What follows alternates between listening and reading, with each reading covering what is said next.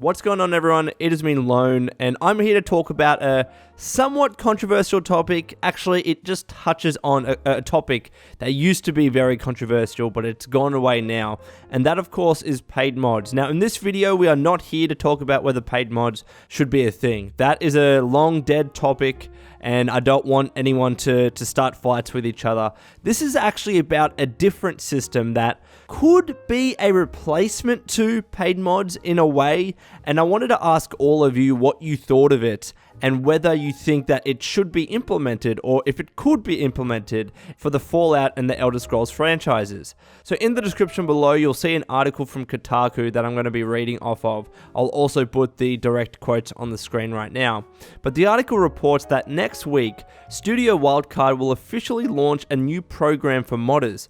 Every month, 15 modders will receive a $4,000 stipend for their work. Jeremy Stieglitz, Studio Wildcard's lead designer, lead programmer, and co-creative director on Ark Survival Evolved, told PC Gamer that the program will select 15 modders and pay them a monthly stipend of $4,000.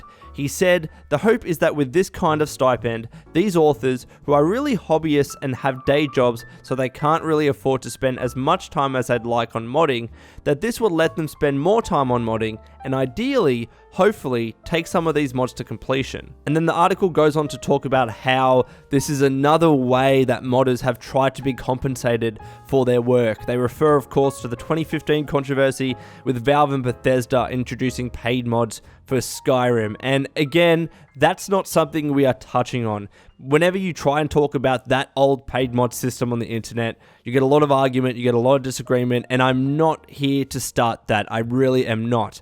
I'm looking at this new system of paid modders, not really paid mods, that Ark Survival Evolved is going to be incorporating next week, and whether it could be applied equally to Fallout and Elder Scrolls. Now, mind you, this is not a huge sustainable system, it doesn't seem, where modders as a whole can be compensated. The plan is to have 15 modders at any one time that are creating mods or a mod for Ark Survival Evolved to receive $4,000 a month. And while they might increase the number of modders that are under this program, while they potentially might increase the actual dollar amount that they're receiving each month, I don't think that you're going to be seeing the specific number of modders supported under this program increase to a large extent. Like, I think it would be almost impossible to expect to have 100 modders, for example, under the program, each receive $4,000 a month, and for each month that they're under the program. However, at least with some really big and high quality mods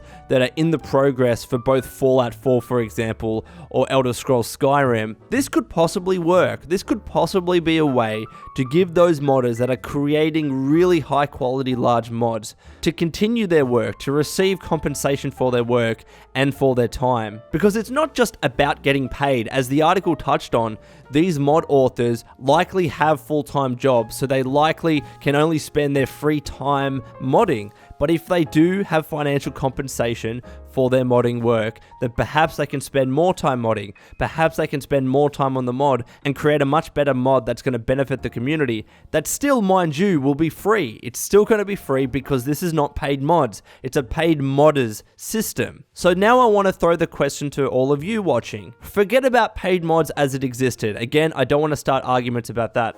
I want to ask whether you would like to see some sort of similar system with the Elder Scrolls and with Fallout. I mean, I think it could be really cool. We could get a lot of great quest mods, for example, that are kind of DLC, like if we have modders or even a team of modders that are receiving some sort of financial compensation for Bethesda. I don't know, it's a start. I mean, this is an interesting idea that I never really thought of, and it's made me think and made me question how modders should be compensated moving forward into the future. And I absolutely love these conversations because they allow you to think critically about your own ideas and reevaluate. And the thing that I really like about it is not that it's just compensating mod authors, which of course I would love to see in some sort of fashion, but it's also rotating between the modders that are receiving compensation. So the way that it seems like it's going to work is that once the predominant work on a mod is completed, completed, then that mod author will fall out of the program and another one will come in. So it's not just like only 15 modders are ever going to be supported by this program. In fact, there's a bunch of different modders supported, and therefore a bunch of different mods will be supported directly by the developer over time. So maybe this is the system that Fallout and Elder Scrolls fans would love, of course on top of regular donations to mod authors, which I still don't even know if that's really a thing when you're looking at Bethesda.net. I know that mod authors can have their own Patreon, which of course it'll be great if that's allowed to be promoted at least somewhat either through Steam or Bethesda.net, wherever the mod is being distributed. But this is one way I think that could still benefit and compensate some modders, and also as well keep mods free, because I've neglected that in the past because I guess I haven't been part of the modding community for that long. But when mods are free, the only real intention behind creating and distributing these mods are for love and passion of the game, and to support the community, and to share things with the community that you think other people would like. Maybe if you try and sell a mod, it'll undermine that culture. But this could be a way to continue to have modders financially supported, but still facilitate the creation of bigger and better mods. So again, I would love to get your thoughts, Wastelanders. Please let me know in the comments below. Try not to have fights about the old paid mod system. That is not what this video is about, please. And until next time, this has been the Lone Vault Wanderer. Please take care of yourself, and would you kindly keep fighting the good fight.